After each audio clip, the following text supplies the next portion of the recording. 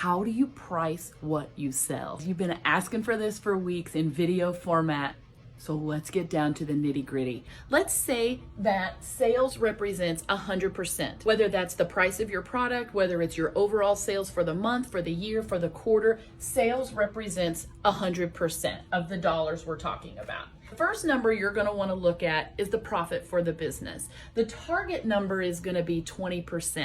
The next set of numbers you're going to want to look at is the 80% that's left over. If you're not familiar with this term right here, it represents cost of goods sold. So the raw materials that go into making what you sell. For simplicity's sake, we're going to say that that's half of that 80% and we're going to put 40%.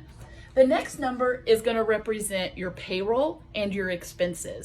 A good rule of thumb is that payroll should not exceed 25% of your overall income, and that leaves 15% for your expenses. This is a great percentage to tell you, can you afford to lease a space? Can you afford to expand? Can you afford that furniture that you want to buy for your office? This number, if it falls within that percentage, then the answer is yes. And if not, then we need to increase sales so that we have more money to spend on our expenses. So now let's take a look in a practical application. Let's say that you have an item, and we're just making the math easy.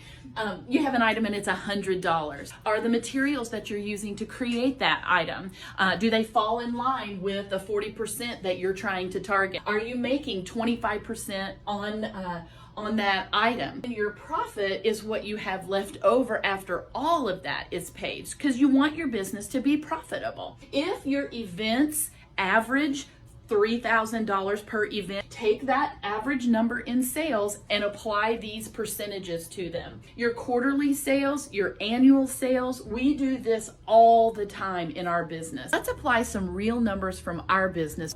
Our sales account for 100% of our revenue. The profit for our company sits at 17%.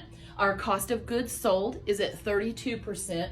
Our expenses are 17%, and our payroll is at 34%. I am also included in that payroll. I get a paycheck every 2 weeks, just like every employee. We also operate virtually debt-free. A huge advocate of living your life and running your business as debt-free as possible. You can have a little bit lower profit numbers. Basically, you live a little wealthier and you don't have to have as much money.